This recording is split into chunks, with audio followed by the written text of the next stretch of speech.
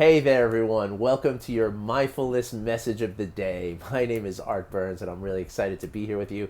I hope that you're doing well today. I hope the day is treating you well. I hope that you're treating you well, and I hope that you're meeting each moment of the day today with presence and with acceptance and with compassion. Compassion for yourself and compassion with others. And to the extent that you're able to meet each moment of the day this way, because these foundations, these sort of foundational attitudes which come from the practice of mindfulness and the awareness that we develop inside the practice of mindfulness, the attitudes and the qualities of presence, acceptance, and compassion are the very foundation that cultivates or that provides the opportunity for your well-being and your happiness. And so, no matter how busy we are, no matter how hectic life seems, and no matter how much we have to do, we can always meet each moment with presence, with acceptance, even if it's just temporarily accepting what's happening right now. Doesn't mean we can't change things, but meeting the moment with a presence that even just for now, and compassion. If we can do these things, or the extent to which we can do these things is the extent to which we will find ourselves in a place of homeostasis as opposed to stress, and we will be able to optimize ourselves to accomplish the things in our lives, most importantly accomplishing our own happiness, right, and our own well-being. And so yesterday I shared with you a great sort of semi-formal practice of pausing, right? Just taking a couple of minutes at various points in the day just to pause and kind of just reflect on what's happening right now, right? Reflect on what's going on inside your body, sensations, feelings of your body, sensing your body in the position you're in, what's going on with your emotions, just checking in and just seeing what emotions are alive right now, and also then to examine the thoughts that are happening in your mind right now, and again, meeting these things with a level of presence, right? That we're talking about the feelings, the emotions, and the thoughts that we're having right now, right?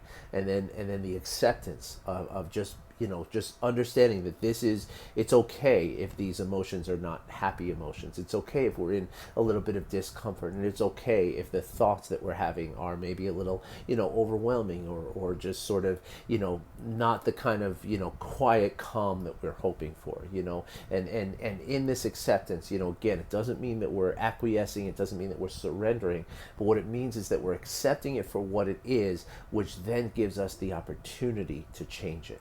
Right, so when we meet it with the presence and the acceptance, and then the kindness, right, like knowing that the emotions that you're feeling and the thoughts that you're having and the sensations in your body that are caused by both of these factors of your processing mind, knowing that a lot of these things are based on our implicit biases, our implicit memories, and our past traumas, and the cycles that have been going on for generations and generations before us. And this allows us to feel a little compassion to ourselves when we recognize that this is true, right? That these things are not necessarily caused by us, right? But in fact are just a product of the way we've been conditioned in the world we live in, right? And when we can bring conscious and accepting awareness to that, we can then express that compassion for ourselves, knowing that it's not something that's wrong with us, right? It's not something that's a fault of ours. It's not something that we're causing to happen necessarily, right? And so when we can look at it with that kind of compassion, that's when we can effectively change the things that we want to change in our lives, to do things, to have the thoughts and experience the emotions, and to cultivate the sensations in our body that serve us better, right? So that we feel like we're, it's like in the acceptance of it, we become less of a victim to it, right? I know that's kind of complicated. I'll be more than happy to explain that to you. If you have any questions, you can certainly just hit me up with a comment or send me a direct message at the end of this. I'd be more than happy to explain anything that I say in these videos if there's anything that's unclear, okay? I don't mind taking the time, seriously. But today what I wanted to talk about was another kind of maybe even less formal way of practicing mindfulness. Now, John Kabat-Zinn, one of the great minds of mindfulness, right? One of the pioneers, actually the pioneer of mindfulness-based stress reduction. Where he works in a clinical setting, in a hospital setting, to help people who have really damaged their bodies and their lives and threatened their health. Through the stress in their lives, right? The uncontrolled and unmitigated stress that they've lived with for years and years and years. He is the one who started going to hospitals and saying, okay, the people who are sick, we're not just going to treat their heart condition, and we're not going to just treat their bad, muscular skeletal issues. We're not going to just treat their blood sugar issues or what have you. What we're going to do is we're going to treat the cause of those things, which is stress. Okay, so John Kabat-Zinn, like when they say, hey, name someone who you would love to have dinner with, alive or dead, he's definitely in the top 2 or 3 for me, always, right? But anyway, John Kabat-Zinn has this great quote where he says life is the curriculum, right? And what he's talking about there is that we always have a chance to practice, and we always have a chance to learn, and to cultivate this ability to practice mindfulness, right? Which is, again, just paying attention with intention, and in the present moment with a sort of open and sort of friendly and compassionate curiosity, right? Like that's the whole gist of what we're talking about, right? So like I said, paying attention to the thoughts and the emotions and the sensations that you're having in your body, but doing so with a level of compassion, right? With a level of just like meeting it with a level of just curiosity and not this judgment, not putting it in a box and saying this is bad, this is good, this is neutral, but just really just being curious about it, right? And when we can cultivate that, that's when, as John Kabat-Zinn says, life becomes the curriculum, right? Because every moment of every day presents us an opportunity to practice this, right? To meet that moment with the presence, acceptance, and compassion, which is the way that I like to express it, right? It kind of says the same thing. But the thing is that it's not like very, very few people in the world can meet every single moment with presence, acceptance, and compassion, and that should never be the goal, right? It's not like we're not striving for perfection here, because if we're striving for perfection, what happens is when we miss perfection, what do? We blame ourselves, and then what does that feel like? That feels like shame. And what does that feel like? That feels like lack of compassion, right? So all of a sudden now, just by setting that sort of high standard for ourselves and that striving for that perfection, we've already moved ourselves away from presence, acceptance, and compassion, right? So it's very, very important that we be kind to ourselves in that way too, knowing that while every single moment does present this opportunity, that we're very, very unlikely to meet every single moment that way. Now, ultimately you can, and ultimately we, I guess, hope to, in a certain way, but we don't set that as a striving goal, right? And that's important. Again, I'll answer any questions you have about that, but I don't want to dwell too much on that. Maybe that's another video someday. But what I wanted to talk about today is a really easy and a super effective way to practice this, because the idea is that even though we're not going to be 100% perfect, right, with practicing mindfulness, we're not going to meet every single moment, like your kids are going to get under your skin a little bit, or you're going to get pulled over for a traffic ticket, or you're going to life is going to throw things at you. But that's where life becomes the curriculum, and you have an opportunity to try, but more importantly, you have an opportunity to learn from these situations where you're not being present, accepting, and compassionate, and realizing that, and that's what mindfulness is, right? Mindfulness is paying attention to the fact that we didn't meet the moment with complete mindfulness, and understanding that and learning from it, right? The curriculum kind of indicates learning, so that we're going to learn about how we've kind of the mistakes we've made and the successes we've had, and from learning from those, then the next time we get into that situation, we do better, right? Like, that's the idea, right? And so in among all of these opportunities that we have for practicing mindfulness, and to hold each moment in this non-judging awareness, right?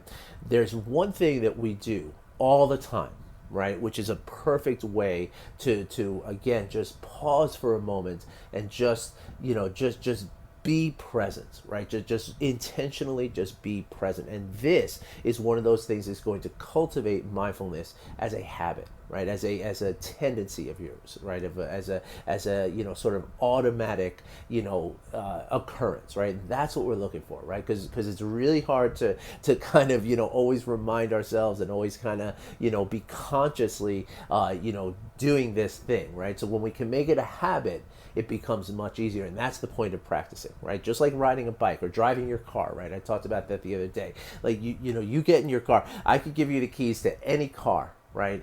Certainly in America, but probably in any other country too.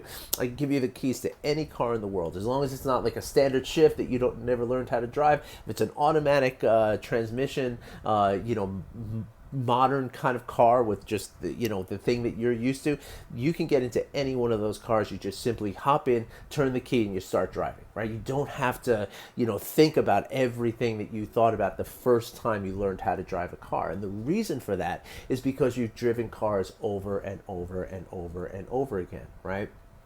To the point where it's just become automatic. So the same thing is true with mindfulness. When we can use these, in addition to the formal meditation practice that we do once a day, hopefully, we can also add these informal things where every single day we're just doing these little things with mindfulness, and then eventually it becomes habitual, right? And that's when we realize, like, wow, that moment right there, I wasn't really present. I was, what did I do here? I didn't let go of something I should have let go, or I didn't, I was too, deluded from my own, sort of perception, and I misjudged what happened, and that was not mindful, right? Like that kind of thing, right?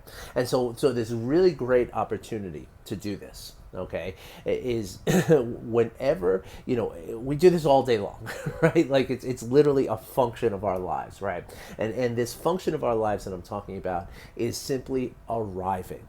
Okay, so what I mean by this is, if you can kind of take a couple of weeks and train yourself, right, that every time you arrive in a new place, right? So every time you pull up to someplace in your car, right? Whether it's a grocery store, the gym, your kid's school, your office, the train station, wherever it is that you're pulling up to, right? Like, and this is just one example of the car, right? Because most of us do travel by car, but it could be translated to anything, right? Any room you walk into, any facility you walk into, any time that you pull up to something, right, or that you enter a new environment, right? Just intentionally and consciously arrive. Okay, so if we're talking about driving the car, right, when you pull into that parking space, take a moment, right? Feel your breath for 2 or 3 breaths. Just really, kind of consciously, train yourself to just breathe for maybe 5 seconds or so, right? And just notice the where your body is in this space, right? Notice what you see around you. Notice what you hear around you. Take a moment. A lot of times we pull into a parking space, we turn the car, just like getting into a car and driving, automatically we get out of a car and drive and just barrel into a grocery store automatically. We don't pay any attention to the fact that we're going from inside this car that was maybe air conditioned. Now we'll notice it when we go out to really hot weather, right? But let's say it's like a 70-degree day, right? You don't notice that you're getting out of one environment into the open air and then into a store or into whatever it is, right? So the idea of arriving is to just pay attention to all those things, right? Pay attention to the fact that, you've just turned off the engine. What does the sounds feel like? Did the music just stop? Did the engine, did you just hear that happen? Feel the door as you open it, hear it, feel it, feel the difference in the air from the car to the outside, right? And then notice yourself walking across the parking lot, right? Like, just notice what's going on around you. Are there other people? Are there babies? Are there, what's happening? Is there anything that you can smell? Is there anything that you can, even taste? Do you have like do you have like the remnants of coffee that's still in your mouth? Taste that, right? And then when you go inside the door, again, notice. Do you feel the air conditioning? Do you feel what sounds do you hear when you walk into the grocery store or wherever it is, right?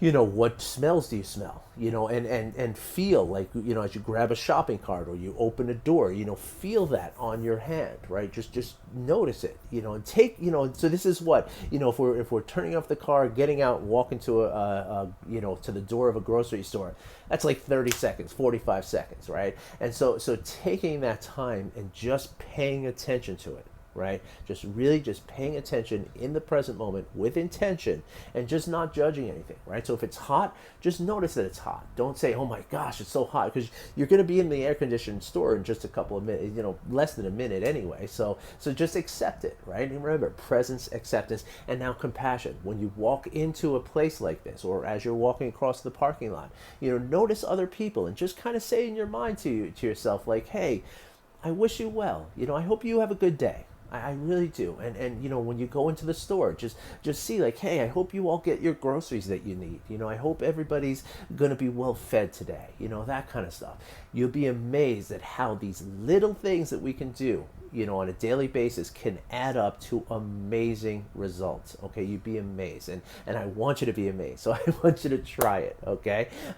Again, if you have any questions about this, please hit me up with a comment or send me a direct message. I love to hear from people after these videos and podcasts and stuff. I really, really do. So if you have any questions, please hit me up and let me know what they are, because I can either address them in another video, maybe something I'm not thinking about. You could be helping a lot of other people if you ask me the right question, or a question that I haven't addressed. We can, maybe I can do another video that'll help more people, right? That's happened before, and that's a really wonderful thing that you can do for the rest of the people in the world. And feeling that connection, that interconnectivity that we have to each other is also very much part of mindfulness, because that is something that is present with all of us, right? Like, we're all going through these shared experiences, right? Everybody in the grocery store is there for the same reason, right? So that connects us, right? That builds a certain connection that we have, right? And when we really, kind of delve into that understanding of that connectivity, that interconnectivity that we all have, we realize that it's much, much deeper than we usually give it credit for. All right, so again, any questions, hit me up. Otherwise, I'll be back again tomorrow with another little mindfulness message for you, and I hope you enjoy it. Thank you for listening. I wish you well. Take care.